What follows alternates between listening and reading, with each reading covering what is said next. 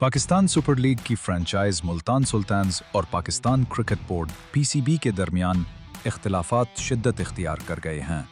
Franchise के मालिक अली तरीन ने एक वीडियो बयान में PSL इंतज़ामिया की जानिब से भेजे गए कानूनी नोटिस को फाड़कर सख्त तनकीद की।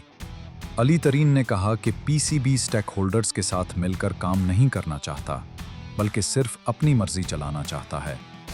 इनका कहना था कि PSL इंतज़ामिया ने मामलात हल करने के लिए कोई राब्ता नहीं किया, बल्कि धमकी आमेज नोटिस भेज दिया कि आप थोड़ी सी भी क्रिटिसिज्म बर्दाश्त नहीं कर सकते।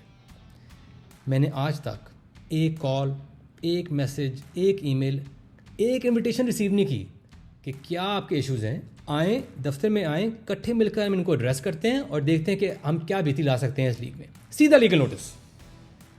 अगर आप लोग को थोड़े से भी कॉम्पिटेंट होते तो आपको पता होता कि ऐसी चीज़ें मैनेज नहीं होती। तो अगेन मैं अपॉलोजाइज़ करता हूँ कि मैंने इतनी ये गलत चीज़ें आप लोगों से रिक्वेस्ट की और गलत चीज़ों पे मैंने तनकीद की। So I hope you like my apology video. With love, Ali तरीन।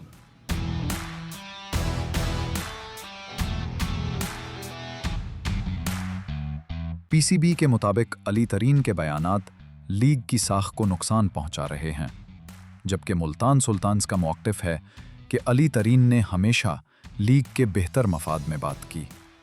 सोशल मीडिया पर साबिक कैप्टन राशिद लतीफ़ समेत कई सारिफीन ने अली तरीन की हिमायत करते हुए PCB को तनकीद को मुस्बत अंदाज में लेने का मशवरा दिया है।